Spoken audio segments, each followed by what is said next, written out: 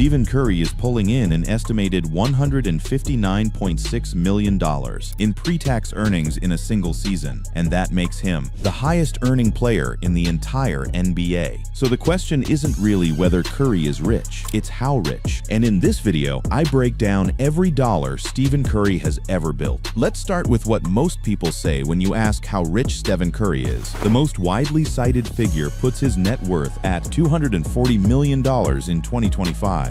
That's the number that gets quoted in every article, every YouTube video, every Instagram infographic. And on the surface, it sounds like a lot, because it is. But here's the thing, that $240 million figure actually undersells just how much money is flowing in and out of Curry's world right now. Forbes, for its part, ranked Curry as the second highest paid athlete in the entire world, with earnings of $156 million in 2025. In a single year, not career, 1 year, of that $156 million haul, $100 million comes from off-court dealings alone. His salary from the Warriors, that's almost secondary to what he's building off the hardwood. Now here's where the math gets interesting. When Curry signed a 1-year extension, in August 2024, ESPN reported that he would become the fourth NBA player to pass $500 million in career earnings from his NBA contracts alone, before endorsements, before businesses, before investments, just from playing basketball, over $500 million. He has signed 5 contracts worth a total combined value of $535,799,872. That's a staggering number for a player who, when he came out of college, could barely get a Division I scholarship. Curry was drafted as the 7th overall pick in the 2009 NBA draft by the Golden State Warriors. 7th overall. Not first, not second. The Warriors took a chance on a skinny kid from Davidson College, who everyone thought was too small to survive in the league. That gamble, if you can call it that, turned into the most lucrative player contract relationship in NBA history. His first deal coming out of Davidson, a 2 to 4 year contract worth just $12.7 million. That's where this whole thing started. A kid from Charlotte, North Carolina, walking into the NBA on a rookie contract. While scouts questioned his ankles, his size, and his ability to guard anyone at the next level, no one, not even the people who drafted him, fully understood what was about to happen. Curry was the first NBA player to sign a $200 million contract, doing so with the Golden State Warriors in 2017. 4 years later, he became the first to sign a second contract, worth over $200 million. This one at $215 million over 4 seasons. Nobody in the history of the NBA had ever done that twice. Not LeBron, not Kobe, not Jordan. Curry did it and didn't make much of a fuss about it. In 2023-24, he earned $51.9 million in salary, becoming the first NBA player to cross the $50 million mark in a single season. Another first, another record, another milestone that gets buried under the headline numbers. And then, just to make sure the record was his for good, Curry signed a 1-year extension, the highest single-season salary in NBA history. So when people say $240 million net worth, what they're actually describing is a man who, at peak earning, clears more than that in just 2 or 3 seasons, before you count a single dollar of what he earns off the court. The net worth figure and the annual earnings figure tell 2 very different stories. The net worth tells you what's accumulated and held. The annual earnings figure tells you how fast the machine is running. And for Curry, that machine is running at a pace that very few athletes in any sport have ever matched. Curry is the 4th NBA player to pass $500 million in career earnings. And he's number 1 on Forbes' 2025 list of highest paid NBA players. So when you ask how rich Stephen Curry actually is, the real answer isn't a single clean number, it's a story. And it starts with a contract negotiation that almost didn't happen. To understand Curry's wealth, you have to understand the sheer velocity of his contract escalation, because it didn't happen gradually.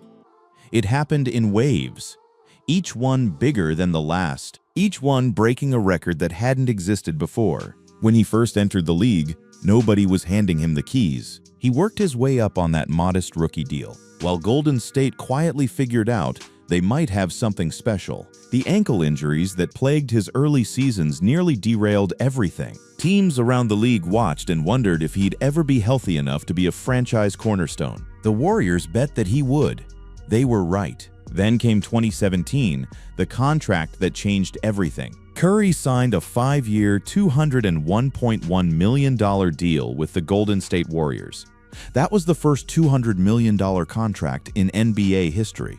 The number landed like a thunderclap across the league. General managers and agents alike had to recalibrate what the top of the market even looked like. He had previously become the first player to make $40 million and $50 million in individual season salaries. Milestones that used to seem like distant ceilings now suddenly felt like floors. Under that deal, Curry earned $48 million for the 2022-23 season, then $51.9 million in 2023-24, $55.7 million in 2024-25, and $59.6 million in the final year. Year by year, the number kept climbing, almost like the league was just now catching up to what he was worth. And then there was the extension.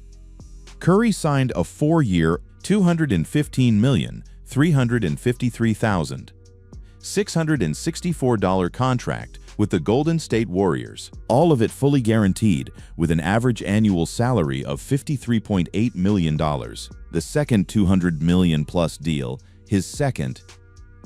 In the same career, the same franchise, no drama, no forced trades, no agency drama, just Steph and Golden State, still going. What makes this even more striking is the context. The average annual salary for NBA players in the 2024-25 season is $11.9 million.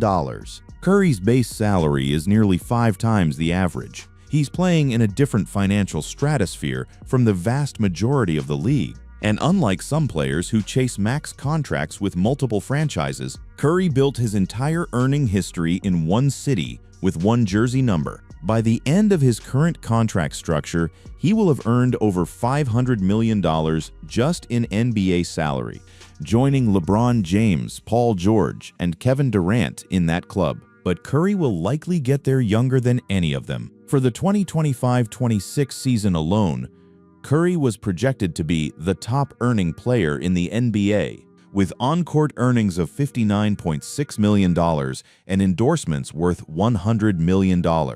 That $100 million from endorsements? That figure alone would make him one of the most commercially valuable athletes in the world. And it's the add-on, not the main event. His total projected earnings for 2025-26 come to approximately $159.6 million. When you stack the salary and the endorsements together, that puts him ahead of LeBron James at $137.6 million and Kevin Durant at a $104.3 million. The man who was drafted 7th overall now earns more in a single season than any other basketball player on the planet. There's another dimension to this that often gets overlooked: the loyalty premium. Curry never left Golden State. He never leveraged his contract status to force a move to a bigger market. He never played the media game of leaking to reporters that he'd consider his options. He re-upped again and again in the same building where he started. And somehow that loyalty made him richer, not poorer, because the Warriors never had to pay a rebuild tax, and Curry never had to sacrifice prime earning years to a transition period somewhere else. As of the latest filings, Curry's company 30 Inc. holds 8 brand ventures and 12 partnerships, all of which trace back to the visibility and credibility that came from being the guy who reset what NBA contracts could look like. The contracts weren't just paychecks, they were leverage. And Curry used that leverage to build something that goes far beyond basketball. Of all the chapters in Curry's financial story, this one might be the most wild, because the most lucrative brand partnership of his career almost didn't happen. And it came about because Nike basically fumbled it away. Going into the 2013 offseason, Curry had already been signed to Nike and was up for a new deal. He took pitches from Nike, Under Armour, and even considered Adidas. Nike had matching rights, meaning it could match any competitor's offer and keep Curry regardless of what he wanted. They had the power to lock him down completely. Nike didn't take the hard approach, and it famously failed in its softer approach through a pitch meeting. That was, by all reports, a disaster. The details of that pitch have become something of a legend in sports business circles. Reportedly, the Nike representative mispronounced Curry's name during the presentation, calling him Stephon, and used slides that still had another player's name on them. Nike, one of the most powerful brands on earth, lost Stephen Curry because they didn't bother to personalize their own pitch. Curry left Nike for Under Armour in 2013, years before becoming a two-time NBA MVP and one of the most recognizable athletes in the world. At the time, Under Armour was still very much a performance upstart trying to compete with Nike and Adidas. Taking on Curry was a bet that paid off in ways that neither party could have fully anticipated. The Curry shoe line became the backbone of Under Armour's entire basketball division.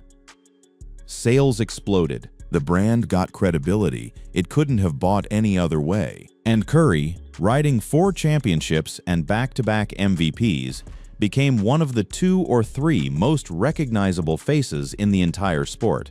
In 2023, Curry signed a new long-term extension with Under Armour. That would extend beyond his playing days and into retirement. While exact terms were not disclosed, the new agreement had the potential to be one of the richest ever endorsement deals in sports.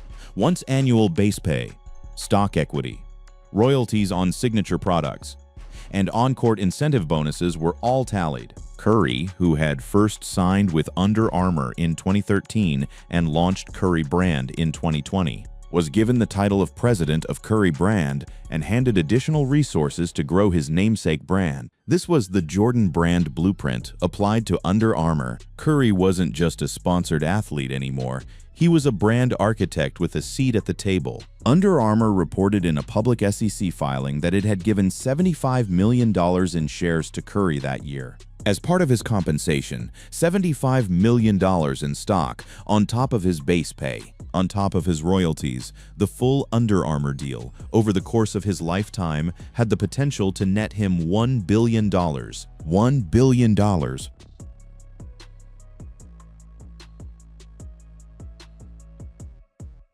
From a shoe deal. But then came the twist.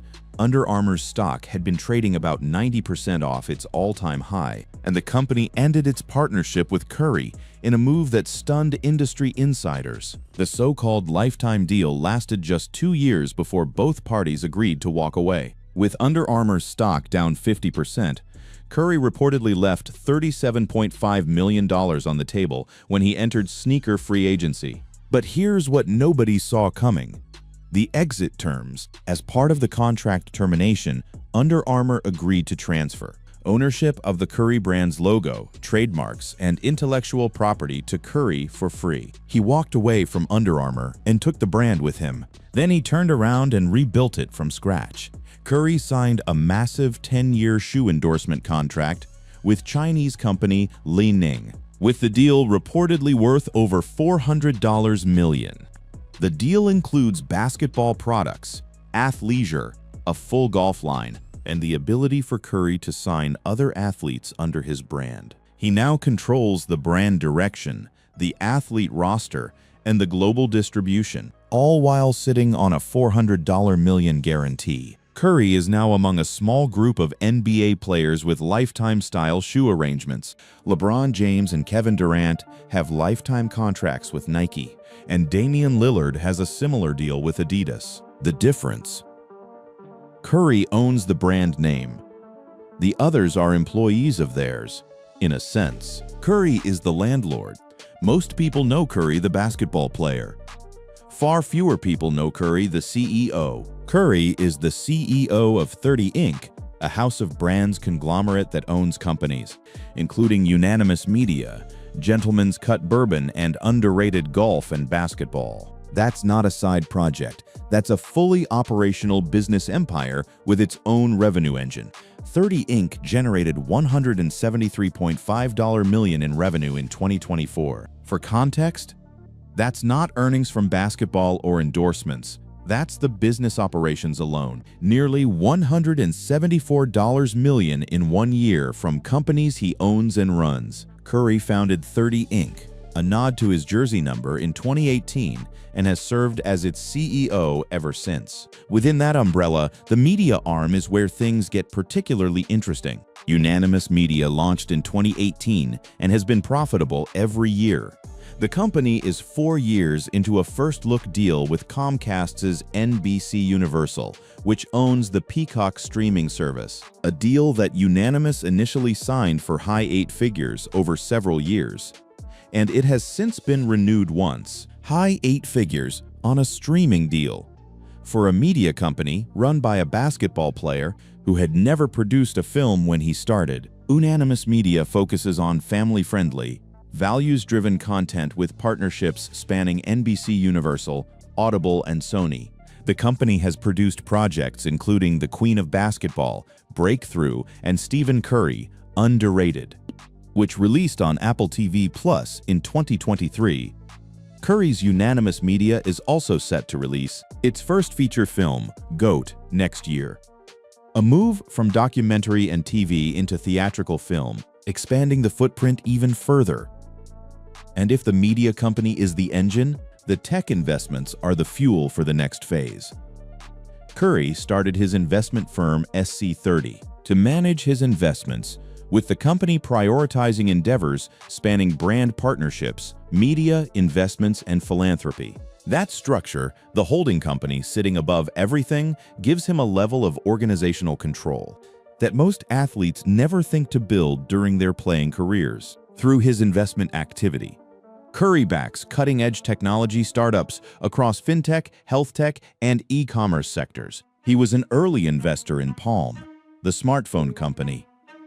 He backed Oxygen, a hydration and recovery drink. He's put money into financial technology platforms designed for younger users. Then there's the real estate. Curry bought a $31 million 3-story mansion in Atherton, California in 2019, sitting on 2 acres of land with a separate guest house, cabana, and 3-car garage. He also owns multi-million-dollar properties in Florida.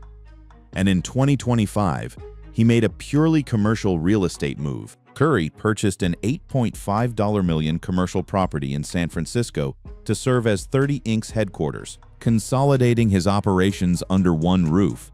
That last move is worth pausing on. He didn't just buy a building for personal luxury. He bought a building to house his business. That's the thinking of someone who's planning 20 years out, not 2. Beyond his core ventures, Curry has endorsement relationships with Brita, Unilever, JP Morgan Chase, and Infinity, among others. He also maintains partnerships with Rakuten, CarMax, and Literati. There was also, briefly, FTX. Curry partnered with FTX in 2021, though that backfired on him when the crypto exchange collapsed spectacularly in 2022. A lawsuit followed, naming him among the celebrity endorsers who allegedly promoted the platform, without disclosing they were paid to do so. It was one of the few public stumbles in an otherwise clean track record, a reminder that even the most careful brand builders can get caught in someone else's collapse. He settled and moved on. The machine kept running. Off the court, Curry also has plans to appear in an upcoming NBC comedy series, adding yet another income category to an already crowded portfolio.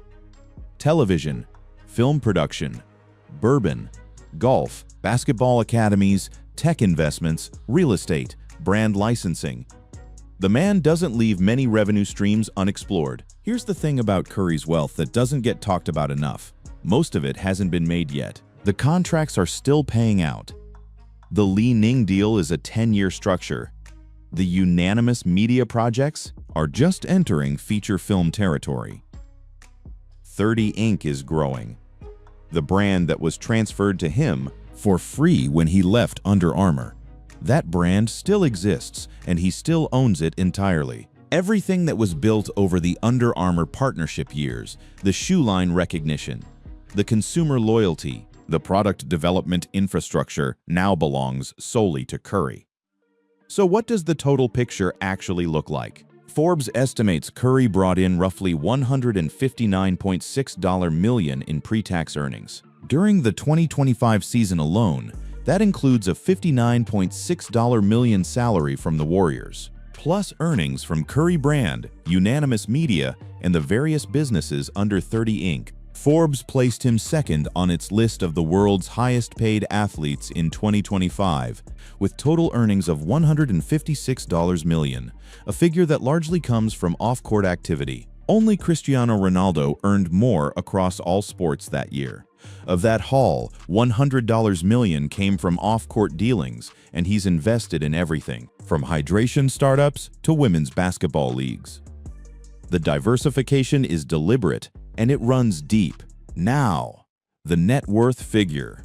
The $240 million that most outlets cite, that's what's estimated to be held after taxes, spending, and reinvestment. But Forbes' own deeper analysis placed the number closer to $105 million in liquid and easily valued assets. When they ran the numbers in late 2024 with the acknowledgement that his actual wealth likely sits between $100 million and $110 million in verifiable assets and has been growing since. The gap between earnings and net worth isn't a contradiction.